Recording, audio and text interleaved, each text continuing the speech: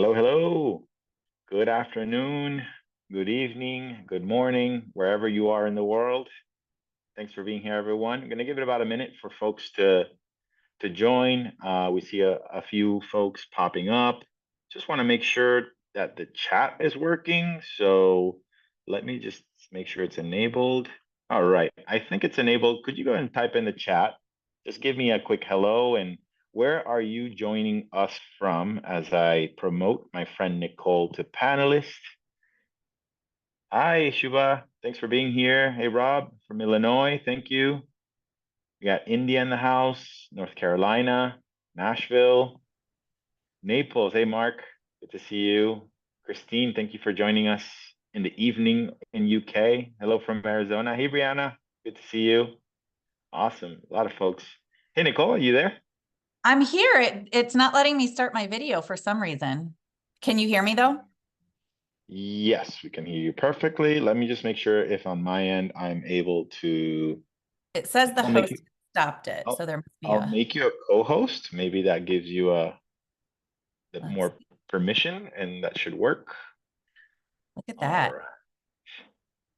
right. Mark, I'll look to see if I can save the chat. Let me see where I can do that. But all right, so we're recording, so we are live. So welcome everyone. Thanks for being here. This is our how to sell without feeling pushy webinar. Now, Nicole and I do this from time to time, just as a way to gift to you just some of our experiences and some knowledge and some ideas for you to be able to look at the way that you approach your business, your conversations, and just life altogether, and really just reframe and maybe look at it from different perspectives so that you can show up to be more successful in life, in business, in your conversations, and ultimately have better outcomes and feel good about it. Right? We're going to talk a lot about feelings. We're also going to talk about what drives those feelings that inspire the actions that we should take, but then the source of truth that helps us, have the right belief systems, the right thinking process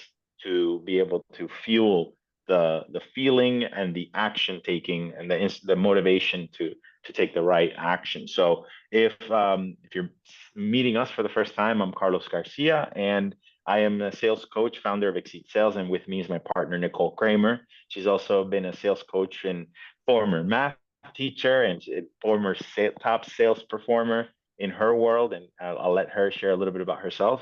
And we're both exactly what to say certified guides. So we met in this mentorship program where we are we teach a methodology of how to use specific, precise language and how to be intentional in conversations. So you can be more persuasive and influential. You can show up the right way without in any way being manipulative. It's 100% with integrity, 100% to be authentically yourself, but just really how to be more precise in how you communicate so that you can lead your customers or potential customers to making the right decisions and feeling good about making those decisions. But hey, Nicole, thanks for being here. Anything you want to add?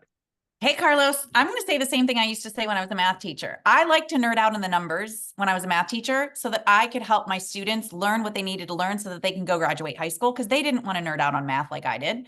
Carlos and I are your sales nerds. Let us nerd out on all the sales stuff, the skills that you need, the books, the podcasts.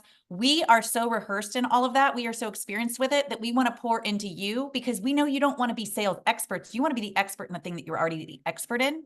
You just want to make more sales so you can help more people. And that's what we're here to deliver to you is how can you have more influence so that more of your conversations are going the way that you want to. And Carlos and I will be your sales nerds to help you figure all that out. Without being Yeah, pushy. so I think that's the biggest thing, right? Is we take action based on our feelings. And if we feel pushy, we're not going to do as much asking. But if we can get in the right mindset, we're going to get a lot more of the outcomes we want. So here's what we're going to talk about today. As you can see, we've got a few different topics that are really going to be beneficial for you so that by the end of today, you know what you need to think and feel and what you can go take action on to create more of these results. So first, we're going to tell you how selling is serving.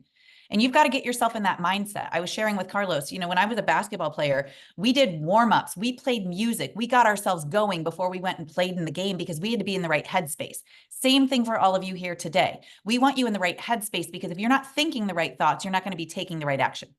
So the second thing we're going to cover is asking the right questions. One of the biggest secrets to not being pushy is to ask better questions. And we're going to talk to you about how to do that and give you some insight on how you can do it better. And then handling objections gracefully. They're going to happen. They're going to be there. Objections are a part of conversations. The beauty is objections are really just buying signals. And when we know how to handle them gracefully and we feel prepared to respond to them, things go in the direction we want them to a lot more often. And then one of the questions that we get asked all the time, how do I communicate my value? We're going to cover that here today so that you know exactly what you need to do so that someone feels the value that you can offer them by working with you. And then last but not least, close with confidence. It's what we all want, right? We want to close more of the opportunities that we have right in front of us. How do we do that competently and confidently? And that's how we're going to end today, is to teach you how to do that. So knowing all of that, who's ready to get started with a really fun game that we want you to play with us? By really fun game, we want you to answer in the chat. What would you use to describe? What word would you use to describe a stereotypical salesperson? Like when you think sales, when you think salesperson, stereotypically, what do you think? Share with us in the chat an adjective. Yep, I see slimy, pushy. Fun is interesting. It's the first time I hear fun when you're stereotypical. Okay. I like it. Cringy, that's a good one, Christine. Cliche, yes, Teresa, cliche. Annoying, Britton says annoying. Yeah, aren't they? They don't leave you alone. Yes, all of these are descriptions. Low self-respect, there we go. A hunter, self-serving, gimmicky. Ooh, that's an interesting one. Very true, right? Gimmicky. And I know a lot of you are here because you saw maybe one of the promo posts that Carlos and I shared about the difference between influence and manipulation. We're going to talk about that today too, because a lot of times those are things that people can get a little confused. They're like, am I being manipulative or am I actually being influential? We're going to talk about that today. Salesy, boisterous, animated, dramatic. Yep, these are all good ones. So now I want you to play the game of share a word you would describe a professional salesperson with. So we've just described a stereotypical salesperson. How would you describe a professional salesperson? Good listener, integrity, consultative. Yep. What else? Humble, a good one. Educational. Yes. Empathetic. Great one, Mike. Confident and a genuine. Ooh, that's a good word. Genuine human. Receptive, authentic and genuine. Interested, understanding. You know what's interesting to me is that there's one common denominator between those two things that we just had you describe. And the one common denominator was that both times you were describing a salesperson. In both of those instances, you were describing a salesperson. One was what we would consider a stereotypical salesperson. The other is what we would call a professional salesperson. And the good news is you get to decide which of those two you show up as in your business. And you already have all the descriptors of what that person would act like. They'd be consultative, they'd be humble, they'd be empathetic, they'd be educational, they'd be interested, not interesting, they'd be confident, they'd be a genuine human being. So the good news is we already know who we have to be that version of a salesperson. So what that means is salespeople aren't bad. It's just the perception that is. And the perception that's the most important place for you to start is your own perception, your own thoughts about a salesperson and who you are. And Carlos has some really valuable tools that he's going to share with you about how to get your mindset in the right place so that you are showing up as that professional salesperson. And we've got to have that right first before we go take any action in getting into conversations with people. So Carlos, why don't you share with us a little bit about what's important with mindset and how can we make sure we're in the right one? Yeah, and I just want to add a quick note before we do move into that is that all we did in that little exercise is we changed one word. And just with the change of one word, you changed all the words.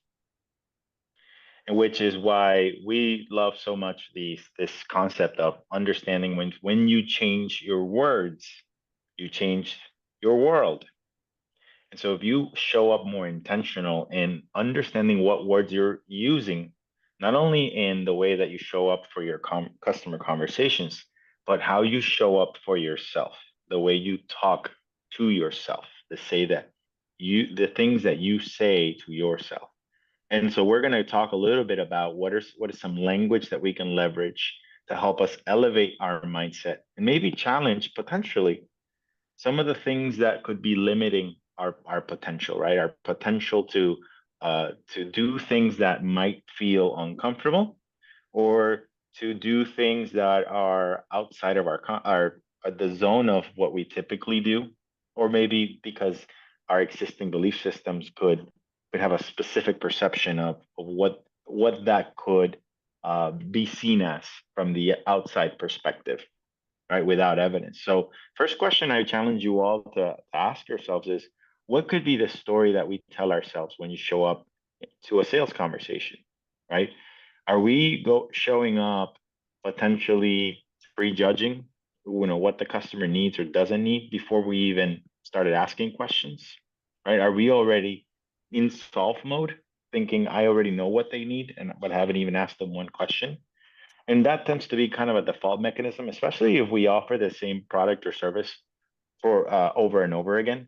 When we kind of get into this habit of going through the same questions over and over again, right? Like, what do you want to accomplish, and how much do you need it for, and when do you need it, and who else makes the decisions? Like, we tend to sort of get comfortable with assuming that because the majority of all of our customers, give you these same answers, we sort of start prejudging already what we think they need.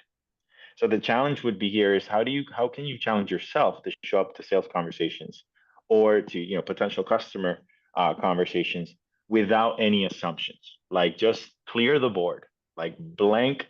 Assume this is your first conversation ever with any potential customer, without any prejudgments or pre-assumptions of what your typical potential customers, and that will help you stay curious for a lot longer and uncover different things that will take you away from some of these pitfalls that we might fall into.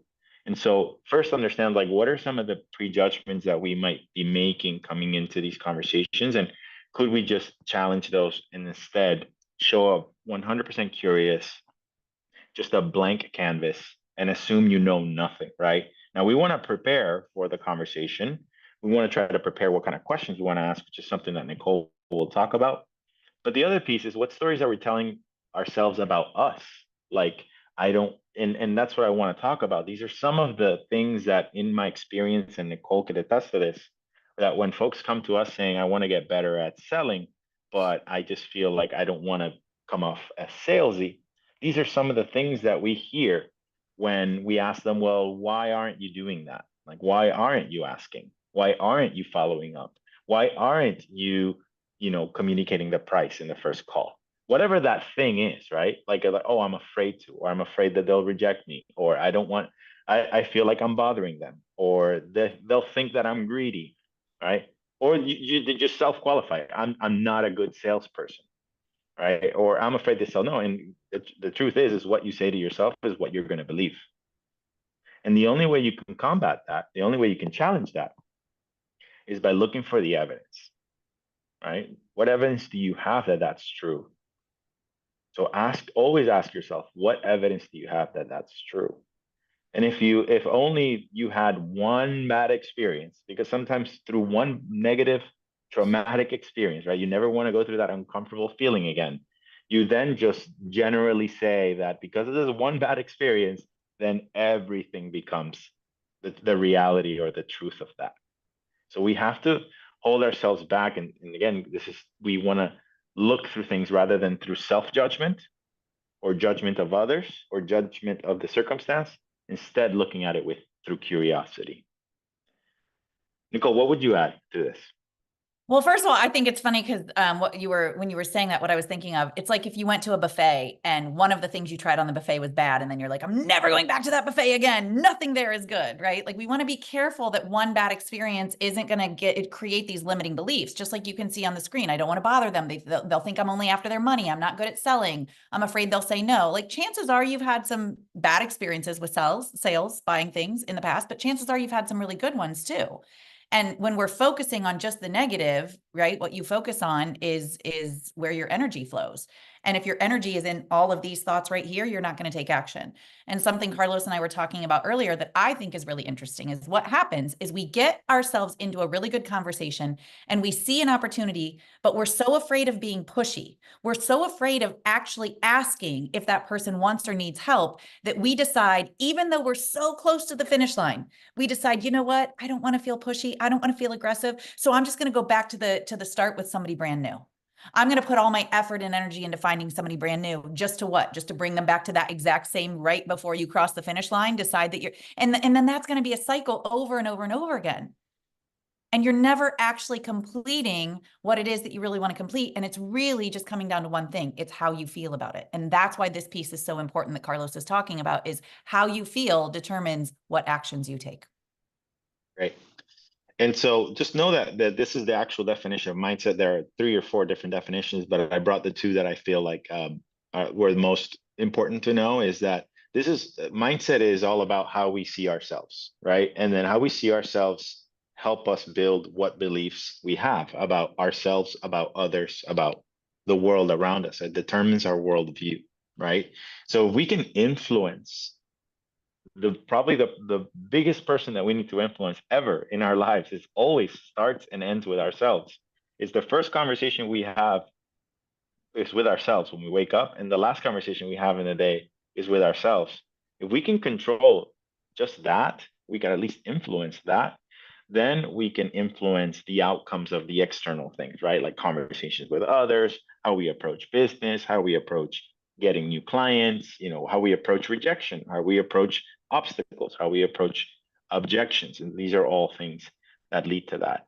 And so there's this triangle, that there's this concept in the world of belief and mindset, and it's a cycle that starts with what we think leads to how we feel, then how we feel leads to how we act, right? So if we can influence our thinking to help us at least feel better about, what it is, that challenge or a task or whatever that obstacle it is that we're trying to overcome, then it'll hopefully drive the behavior that we want.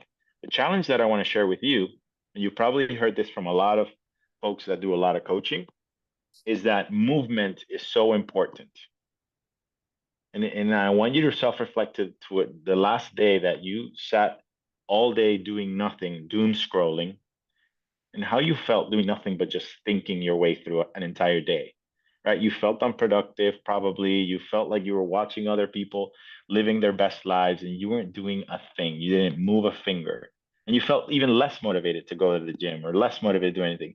You were probably even stuck by doing analysis paralysis, right? Because you weren't moving. You were just thinking your way through whatever the heck was going on. What I challenge you to do is instead turn off the phone. This is not even about sales, right? Just turn off the phone and go to the gym. Go run for 30 minutes. What happens is your endorphins, your entire mind mentally, like chemically, it actually gives you serotonin. It gives you happy feelings. So movement actually drives good feelings. Good feelings drives good thinking. So if you feel like you're stuck in a negative thought loop, start moving. Stop thinking and start moving. Start doing. Action is what's going to get you out of the negative thinking space. Take action even though it's scary. And when you do, you'll thank yourself and you're going to grow from it. And yes, it is scary, but do it regardless, because the phrase that I told myself when I first went into entrepreneurship, and these were the thinking is what was keeping me back, is like I found the sound bite that worked for me. I'm not saying this is the one's going to work for all of you.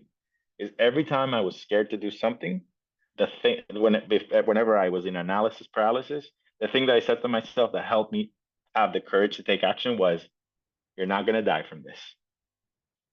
Because really, the only worst outcome in life is death. And so you're not going to die. Like, just do it. Even if it's scary, have the courage to do it.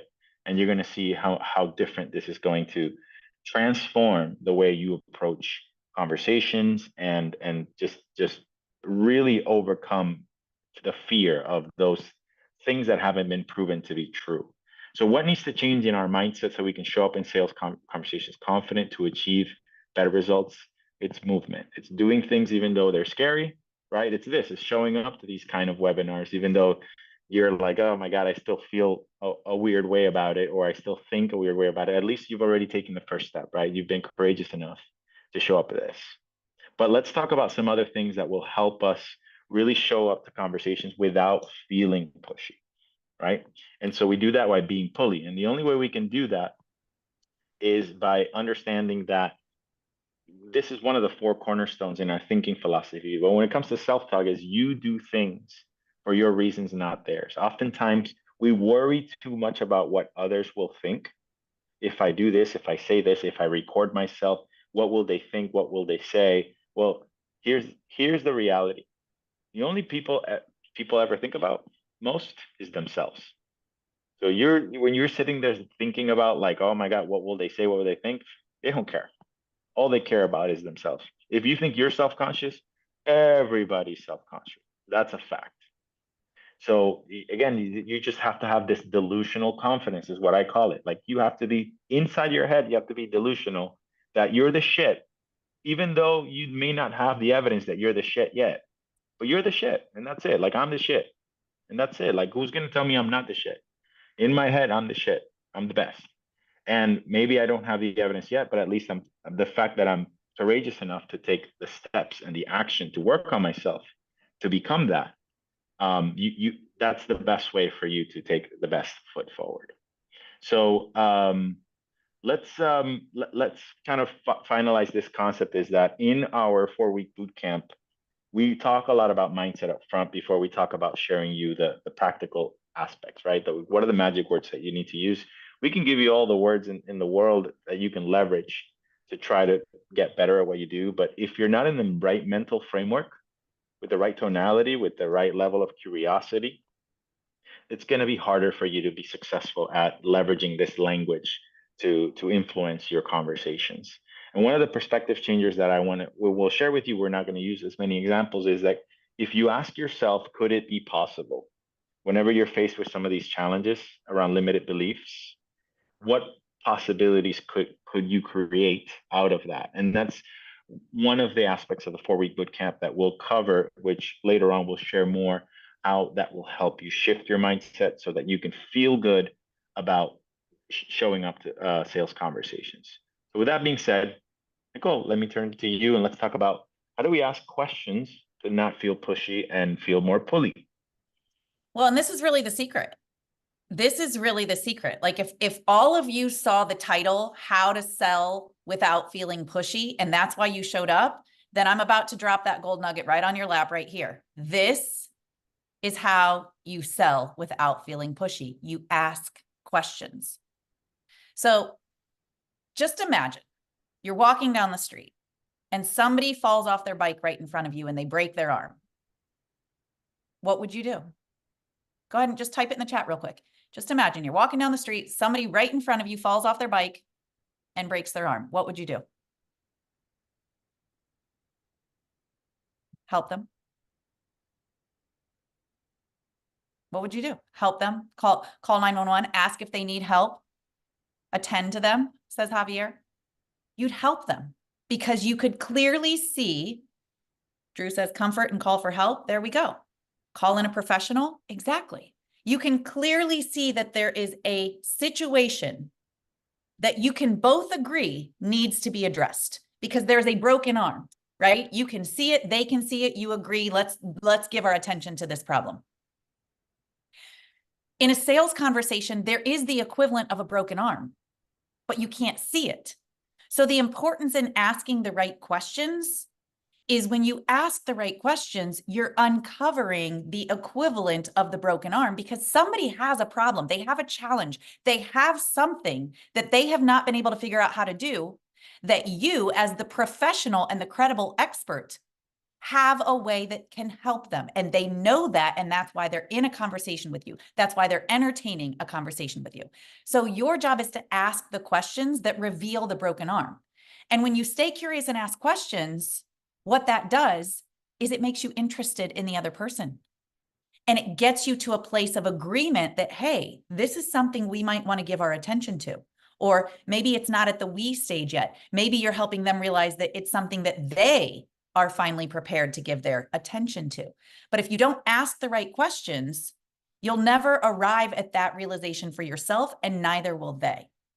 So here's the gold nugget I'm going to drop on your lap. You know the difference between influence and manipulation, because everybody signed up because they saw this title and they said, how do I sell without feeling pushy? I want to make more sales without feeling pushy. I feel like I'm being manipulative. I don't want to do that to people. So there's two things that you could be. You could be influential. You could be manipulative. The only difference between the two is integrity. And the way that you show up to influence a conversation instead of trying to strong arm a conversation and manipulate it is you ask questions. Because when you ask questions, you can't go wrong, because what you're doing is you're gathering context. You're understanding the person better. You're showing them that you care. And then you're leading towards this feeling of empathy where they're like, wow, this person gets me. They know me. They understand me. And so your offer of help to someone who broke their arm is because you both can clearly see the problem. Your ability to ask better questions is what allows you to both clearly see the problem without feeling like you're pushing them, like you're manipulating them. So ultimately, here's something that we want to remember is when we ask better questions, we're staying curious, we're showing them that we care, and we're revealing the problem. Because if there is no problem, then no solution is needed. Think about that. If you don't ask good questions in your sales conversation to uncover a problem, what you're trying to do is sell them something that they don't need. Nobody wants to buy something that they don't need. And what happens is it looks like a nice to have. It looks like, oh yeah, that looks cool, that looks great. But if you haven't uncovered the problem, if there isn't a pain that they're feeling in some area, then they're not going to move towards whatever your solution is. So there's this saying that I like to share, which is if you tell somebody that you have their solution, they'll tell you why they don't have the problem. If you take the time to understand their problem, they will trust you with the solution. The way that you take the time to understand their problem is ask better questions. The other thing that we want to be mindful of is so many people along the lines of like making your product, your service, your offer a nice to have. So many people try to embellish it. And Carlos is going to talk in a little bit about how to sell your value. But what happens is people, when they're trying to sell their value, they embellish what they're offering and they try to dress it up and make it look really nice. But you know what you really want to do? You want to eliminate no as an option. You want to make no something that just seems so ridiculous that if they were to stay in no, that it would be silly. And when you ask good questions, you're able to help them realize that they don't want to stay where they are. You're able to help them realize they have a broken arm somewhere in their life, in their business, whatever it is that you help them with, they have the equivalent of a broken arm. So we want to ask questions like, when was the last time you felt confident about this? When was the last time that you remember feeling successful with this? What do you understand about the real impact this can have? On a scale from 1 to 10, how much of a priority is this for you to do something about this? I'm hearing you say that this is a really, big challenge for you. How important is it to you to put, some resources towards this right now? You can ask questions to uncover it and then help them realize it's something that they want to give their attention to, because holy guacamole, it would be crazy if I didn't give my attention to that. It's a broken arm. And then the other thing that I think is really important is a lot of people in sales calls approach it as, I've got my agenda and I want to make a sale by the end. And the one thing that they forget is something I'm going to share with you right now, and I want you to write it down. They forget that people do things for their reasons. They forget that somebody is giving their time to you. Don't ever forget that if you're getting on a sales call with somebody, they're giving their time to you. Time is the most valuable thing that anyone can pay you with. And here's what you're failing to do. Most people are failing to find out why the other person is in the conversation. They're so busy worrying about how they're going to show up to the conversation, which is important. We just went through mindset. You want to make sure that you're showing up the right way to the conversation. But then can you actually take a moment and find out why the other person is there? And here's how I want you to do it. I want you to do something called pre-frame the conversation. Now, I have some resources. Reach out to me online. I'll be happy to share with you my instruction of how to pre-frame a conversation. But here, I'm going to share with you right now, the one thing I want you to do when you pre-frame a conversation, find out why the other person is there. Because if you're not checking in with them and finding out why they're giving up their time to you to be in that conversation, you're missing a huge opportunity. And I want you to ask a question as simple as this. This is the importance of asking the right questions. I'm curious, what will make our conversation today beneficial for you? Or I'm curious, what will make our time together a success for you today? Help me understand in our conversation today, what will be important to you for us to accomplish? Those are all different ways to say, why are you here? Why are you willing to exchange your time with me? What is it about? Because here's the thing, when you show up to a conversation, they're not showing up because you gave them a free call. They're not showing up because they don't have the problem that you solve. They're showing up because on some level, whether it's big or small right now, on some level, they're like, oh, I think this person that can help me. I think I want some help with this. I don't think I want to stay where I am anymore. I do acknowledge that this is a problem that I want some level of support with, and I think this person can help me. Find that out at the beginning of the conversation. Why are you here?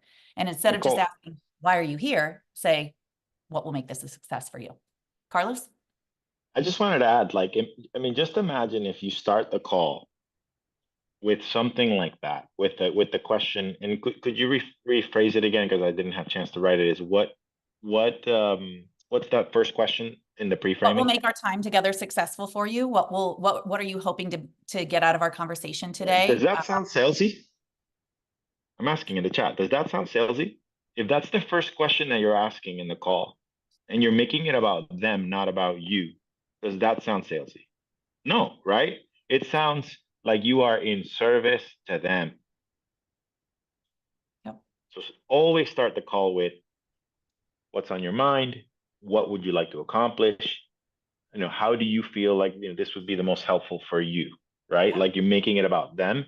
You're already kicking it off. The first feeling that that customer will get from you is this person's here to help me, not this person's here to sell me something. And just one last note that I'll share is that I've asked a room of people when we did a sales conversation, and I asked the question, what do you feel is, when you think about like what makes a really, really good sales person? And I think that conventional like marketing and the way like movies and these like series and all these things has been marketed to us, most of the people that responded to that question, the response was someone who can talk a good game. And that is the most common misconception. To me, the definition of sales is not the one who can use this tool the best, but it's the one who can use these two the best, right? It's the power of listening. The person that has the best active listening skills always wins because you're there to draw out and to help, right? And that's the way you compete. That's the way you win, is by asking questions, staying curious, really listening and understanding, and helping the other side feel heard and feel seen. And then of course the better you understand their problem, as Nicole said earlier, the more they're going to trust you with the solution you're going to present. So sorry about that, Nicole. You inspired me to share a little note. Oh, I love it. No sorries needed. That was great. That was really helpful for everybody to really understand. And I'm glad that you asked them the question, like, did that sound salesy? If you show up to a conversation, you're like, hey, help me understand how I can best support you in our conversation today. Hello, I'm here for you. I'm here to make sure that the time that we spend together is beneficial to you as well. I'm not just trying to sell you something. That sends a message that has a ripple effect that's so much stronger than just in that moment you asking the question. So that's what we're really doing, right? This is sales psychology. How do I show up and immediately be of service to that person? So I love that you added all of that in, Carlos. I think that that's really, really helpful. And I noticed in the chat, some of our clients are here. Kay is here. Kay has been doing a phenomenal job just seeing the importance of that micro moment at the beginning of a sales call where you pre-frame, and Kay, she can share with you, it's made a world of difference. Same thing with Mark. He's so dedicated, right? He's been in our last boot camp. He's joining our next one. He's really intentional about these micro moments and what a difference it's making in how he shows up to these sales conversations.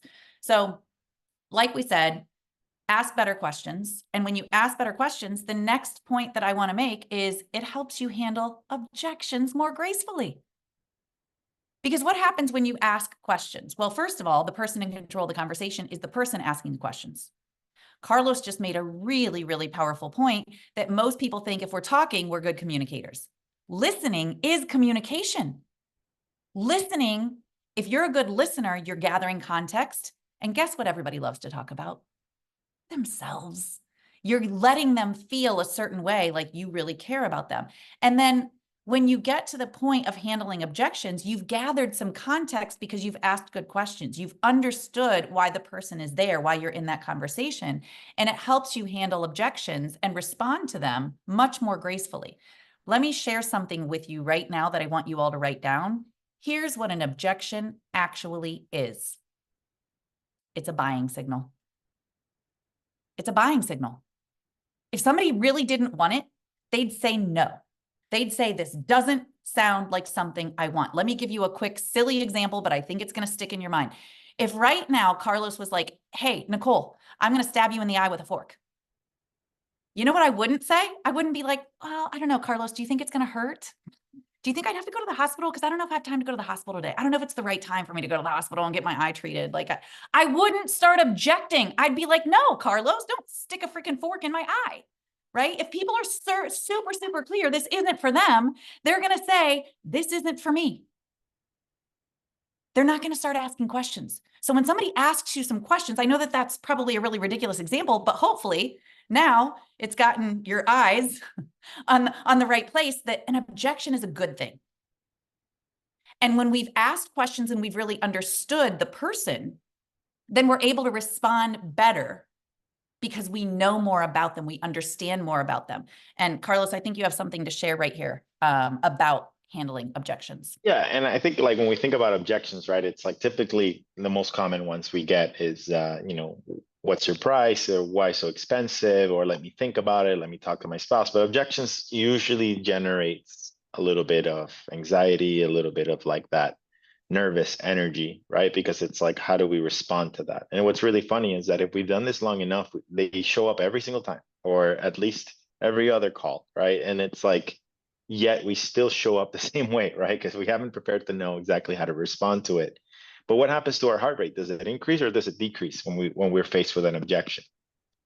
And it increases typically, right? Because as our heart rate increases, so does our speaking pattern, and so does the way that we think, and we just start kind of getting discombobulated. So the best way to actually handle an objection is, rather than speeding up how to respond to it, is slowing down. Yep. And you slow down by staying curious rather than jumping into self-judgment mode.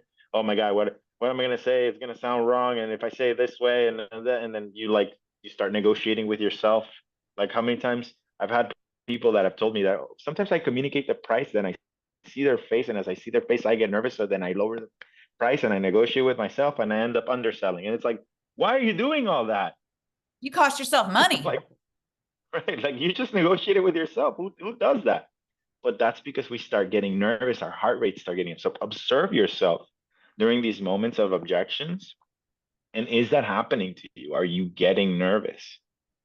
And if you just be conscious about during those moments to just slow down, and then imagine if you had the right set of words you can say, or the right question you can ask, rather than responding with an answer when they say, why are you so expensive? Instead, you can respond with a question, hey, well, just out of curiosity, what's your experience in working with a professional sales coach with me in the past? Or what other experience have you had working with coaches? Or what budgets have you leveraged in the past? And you've gained context. They might say something like, well, I used another coaching program and it was blank, blank, and blank. And you start realizing that they're comparing you to something that's nowhere relevant or related to the value of the services or the results that you can provide them. With that context, you feel more confident and comfortable in handling that objection. But you can only get to that if you just slow down, stay curious, and ask questions. Because as Nicole said, the person that asks the question controls the conversation. And that's why our emotions get hijacked. Because we let them continue to ask you the questions. We feel compelled to give them an answer. So, and I think one of the things that is really important too is we can't take the objections personally because they have nothing to do with us. They don't have anything to do with us.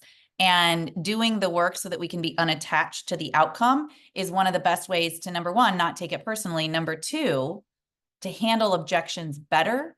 And there's some things that you can do to make sure that you, when someone gives you an objection, aren't handling it defensively. And one of the best ways to do that is to stay curious.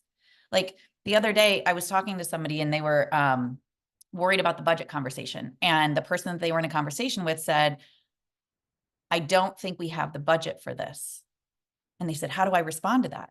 And I said, well, why don't you get a little bit curious and say something like, don't worry, most people don't have a budget to do something that they haven't yet done or that they haven't done before. I'm curious, what would need to happen for you to create a budget for this? Don't go, oh my God, it means that they just told me that I'm too expensive. It means that my pricing is wrong. We take it personally and we make it about us, when really, if we just stay curious and respond, maybe we can uncover some more context and get to know that person better, and maybe even reassure them. Don't worry, most people don't have a budget for something that they've never done before. I'm curious, knowing that this is a priority for you, what would need to happen for you to create a budget for this? And now you're helping them sort through making a decision. Because what they didn't say is, I don't want to do this. They just said, I don't know if I have the budget for this. Great.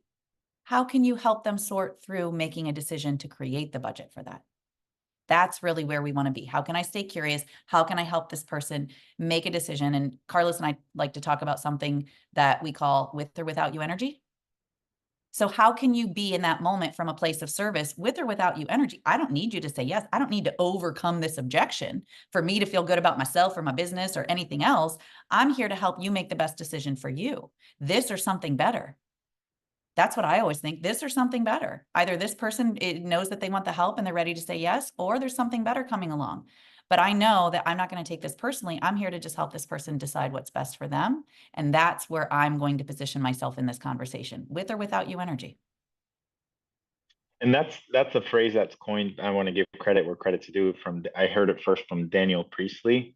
What it just means is that when you are so bought in your mission, that you know for a fact that what you do is there to help people, that it's going to impact things for the better.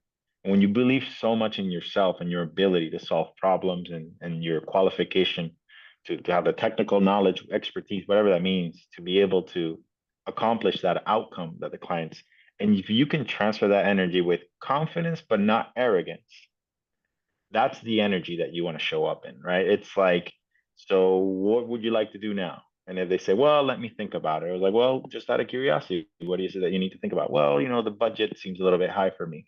Well, what would be a budget that would make sense for you? Well, probably somewhere close to that. Well, I'm sorry, it just can't make any business sense to be able to work that. And then if it just ends there, then they're just like, well, I guess there's nothing we can do. All right, well, if you change your mind, if something changes, I'm here for you. Thanks for the opportunity. And you move the F forward. Like, don't get nervous and undercut your own value. Like, you have to double down on what your price is and what it is that your service, the value of the service that it is.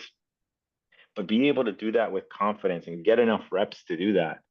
Your clients will feel like, oh, like once they go shop around or talk to their wife or wait till the problem gets worse, then they come back to you, right? They realize that they were wrong in the first place. They'll come back to you if they come back to you.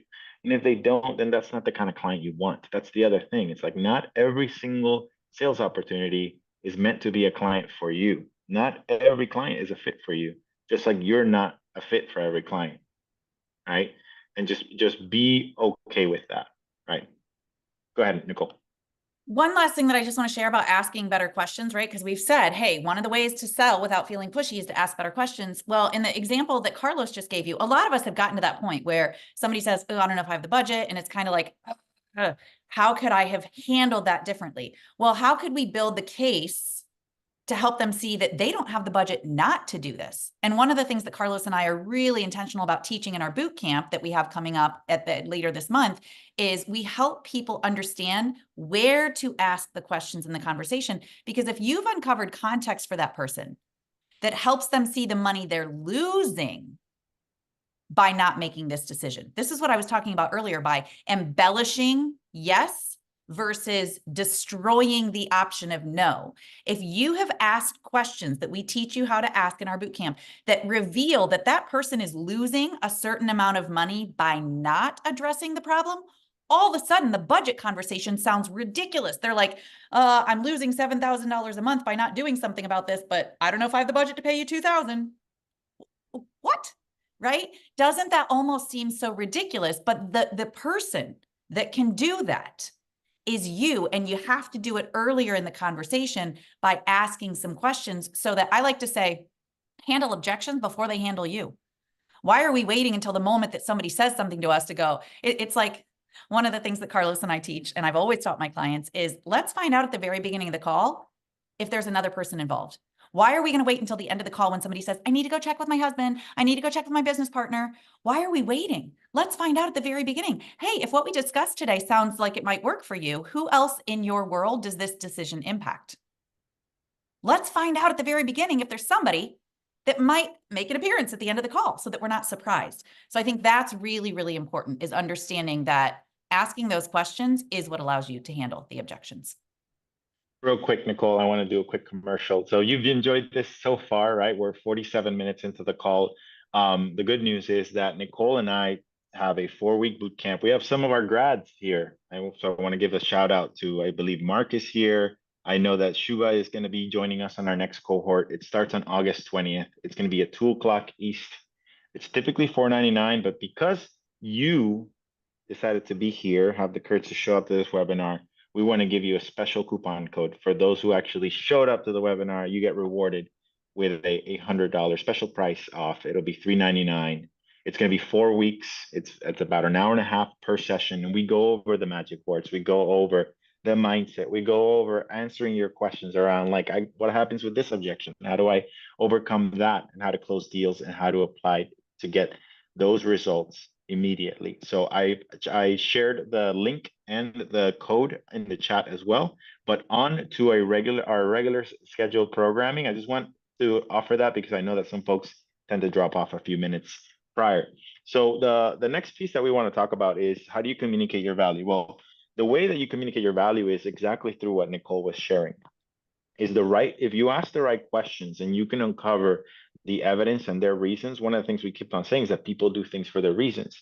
The better you understand their reasons, the better you can understand how much they value, why they think they need your services, right? And so some questions that Nicole asked earlier is, how important is it to you? When someone can assign a value from a level 1 to 10, how important something is, that's one way you can actually quantify value.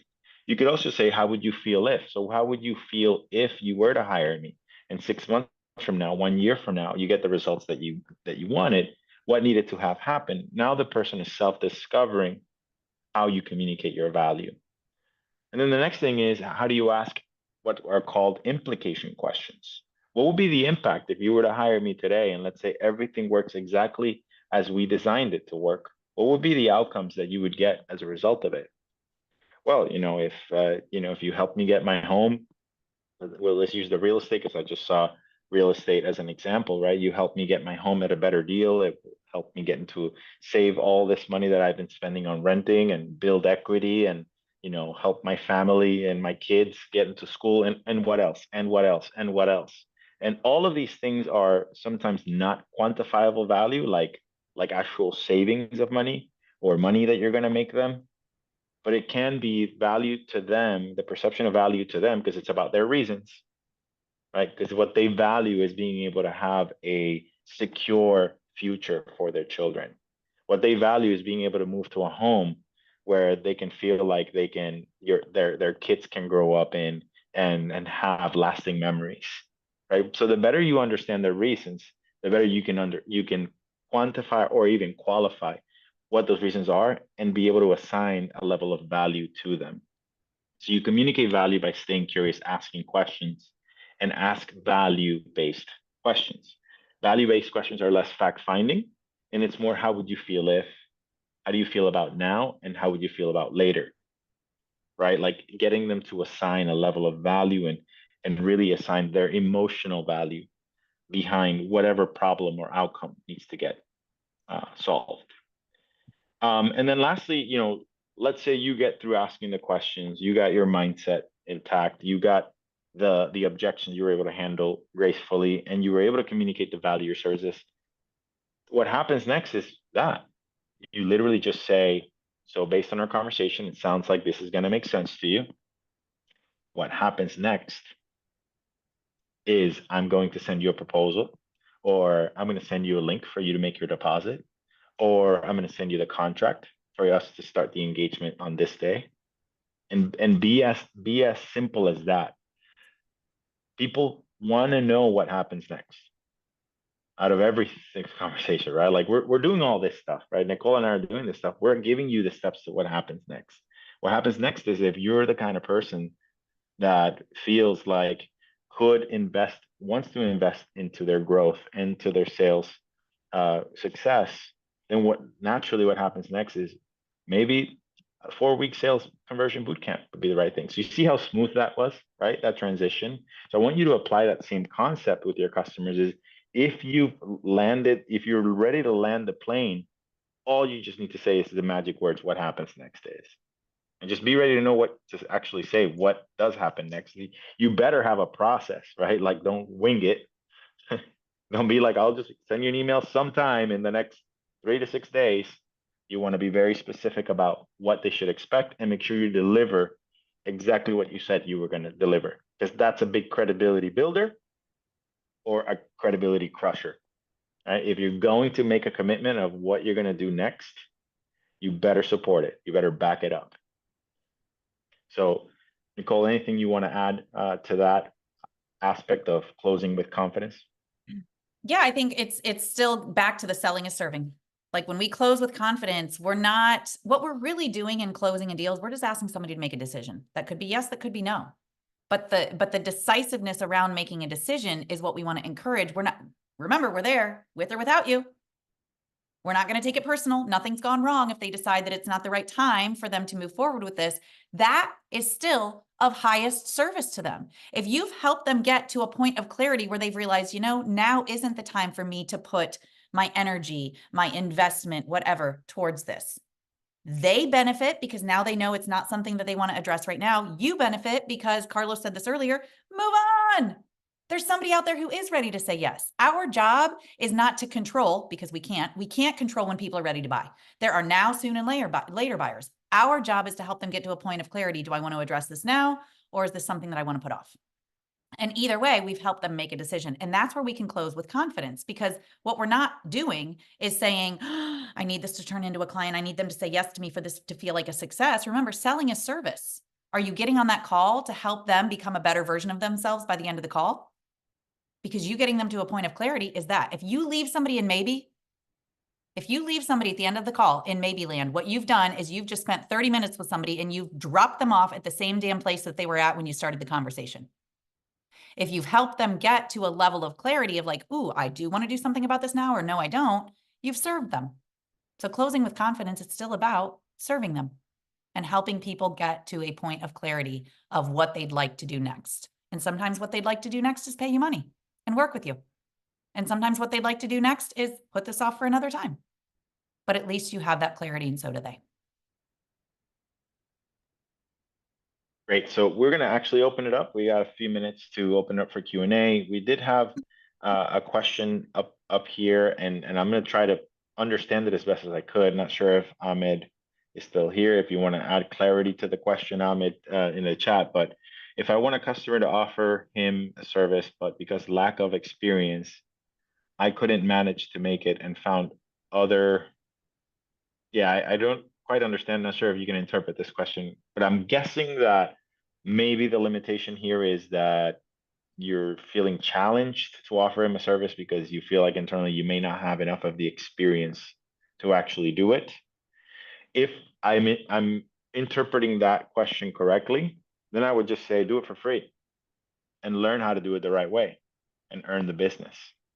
Like if it's not fair to the client that on their dime you're going to learn how to do the thing that of a service that you're offering if you don't have experience doing it, right? And being honest and hey, look, this seems to be like something outside of my natural area of expertise, but you know, in the spirit of me learning how to figure it out for you, um, I'll do it for you at no cost, just so that, but in return, I would ask that you give me feedback around it so that I can see how I can offer this as part of my service in some future. I'll give you 30 days of support in doing it. If we can figure it out within the 30 days, then you know we'll talk about some sort of paid engagement. So hopefully that kind of semi answers that question. That's something that I've done for my clients before, and they feel so obligated to like pay me something later on or hire me for other things. And what I've done is I haven't said yes to something I'm not experienced to be able to solve. And then on their dime, I'm trying to solve the problem. That's unfair to the client. So I would just, that would be my personal philosophy around that. I don't know what you would add to that, Nicole. Yeah, I mean, if you don't have the experience, what we always want to do is be in integrity. What we always want to do is be transparent because we want to build trust. Trust is where people feel safe and comfortable with us and want to buy from us. You could say, hey, that's, you know, not something that I've done before. It's not, would it help if I could make a recommendation to where you could get something like that, you know, that kind of service? The other thing you could do is say, hey, I'm going to be fully honest with you. That's not something that I have taken on yet as a project. Would it help if I could offer you a whatever rate, a beta rate, and that would give me the experience to kind of work through it and could save you some money on getting, like, you could still make an offer if it's something that you wanted to do, but be transparent about it. Like, hey, this isn't something that I've ever done. Would you be open-minded about us doing it together if I gave you a bonus rate for it, knowing that this would be my first time taking something like this on? Just be honest if you do decide to offer something to somebody, and make sure it's still in your wheelhouse. Like, don't be doing something that you don't have any experience in, but that's still an option that you could give. To get some experience. Just be open and upfront. And I know we had another question that Shuba had asked, and she asked if you're being manipulative if you tell them about the money that they might lose. Could it be possible that you're actually being manipulative if you don't help them realize that there's a blind spot somewhere? You're not saying, hey, you're losing all this money, you better pay me to work with me. That should never be your approach. It's, hey, there's some holes, it looks like, in your business. Is this something that you feel like you might want to do something about? Yeah, it's probably something I should do something about so I don't keep losing money. Well, listen, you know, would it help if I made some recommendations that I think could be beneficial for you, knowing that, you know, I've helped some other people in that position? Yeah, I'll take some recommendations. Okay, cool. Here, I think you could start with this and start with this. And in the spirit of accountability, is this something you feel like you want to navigate on your own, or would you be looking for some support with this? Like that's just an easy way to say, hey, you got some things going on. You might want to address it. Do you feel like it could be a benefit for you to address it? Yeah, I think I do. Would it help if I could make some recommendations for you? Make some recommendations of things that they can get started on right now. And if they feel like they want to go run with it and try it on their own, cool. If they feel like, oh, I'm not quite sure how to do that, great. Would it help if I shared with you some of the ways that I've helped some other clients in that same position? I would So you're also saying, challenge sorry, go ahead, that, Carlos. sorry, to your comment that, you know, it would be manipulative not to. I would also just say it would be a disservice to Mhm. them if you didn't communicate the potential impact of not taking action, right? Like, hey, just to let you know, in my experience, I've had folks be in your shoes, just like you are right now, where you are. And those who have decided to work with me, these are some of the outcomes they've gotten.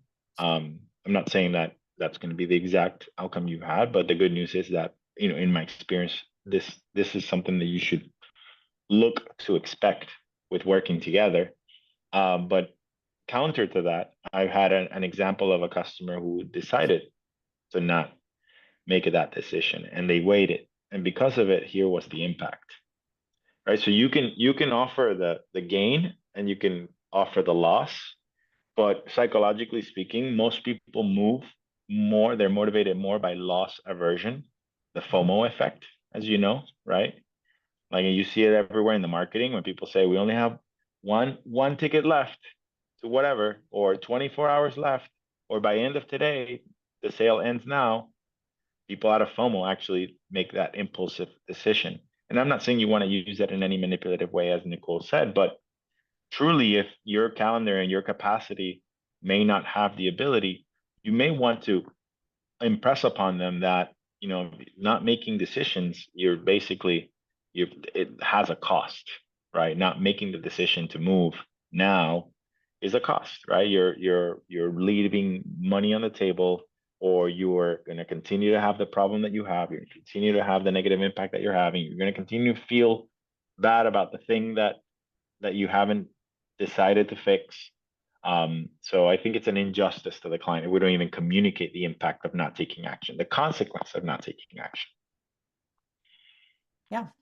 I think that we have to remember that the decision is always up to the other person. We're not here, we can't control them. We can't decide for them. But if we're not giving them the option, if we're not showing them, you know, what came to mind as Carlos was talking is many years ago, I had an eye doctor who was doing an eye exam, and she saw something on the very back of my eye. It was a tiny little spot. It was not something that was dangerous or in any way was going to hurt me in that moment. But she said, "Hey, I just wanted to let you know there's something that I saw. I'm not a optician or whatever they call themselves. I don't know what an eye doctor is, but whatever she said, there's a spot on your eye. This could be caused by stress. It could be caused by this, that, or the other. Just wanted you to be aware of it so that in future eye exams, as you get, you know, checked out, that's something that you can just keep in mind." I mean, what if she hadn't said that? Now, every time I go get an eye exam, I'm like, hey, there's this spot when you check, because not every doctor is necessarily going to check for that. Not every doctor, you know, and it would be the equivalent if you went to a doctor and they saw something in one of your cells that they were like, ooh, it's not a problem right now, but down the road it could be. Here's some things that you could start doing right now to make sure that it doesn't become a problem. That's really all you're doing. You're saying, hey, could I make some recommendations? It looks like there's some things going on in your business or in your world or in your life that might be bringing some repercussions. Would it help if I shared some things that I've seen other people do in that same position? And if they decide that they want to do it with you or want to take steps towards getting support with you, cool. But either way, you've helped them understand that there might be something that they want to give their attention to. And to me, it would be out of integrity to not share that with somebody, to not bring that up to somebody. I had a doctor do it a few years ago with my back. She said, hey, if you don't do something about this now, eventually you're going to need back surgery. So I decided to do something about it then. And all we're doing is giving people the option to make a decision. That's it. You're saying, hey, here's what's going on. Do you want to do something about this? Cool. I can make some recommendations, or we could do this together if it's something that you feel could be a good fit. Fantastic.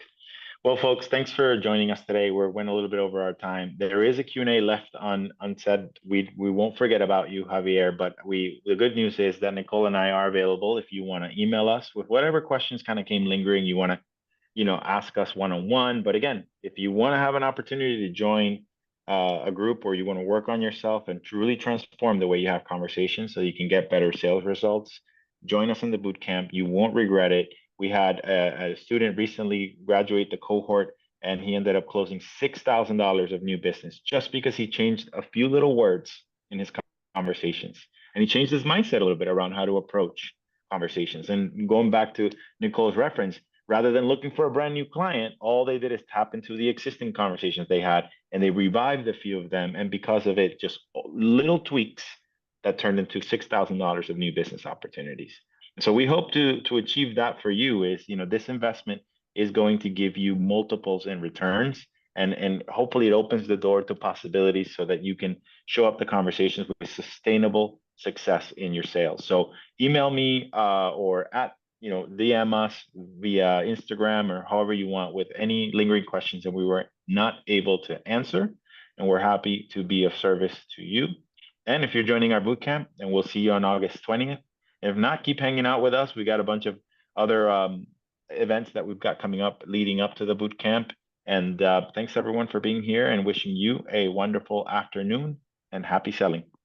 Take care. Happy selling.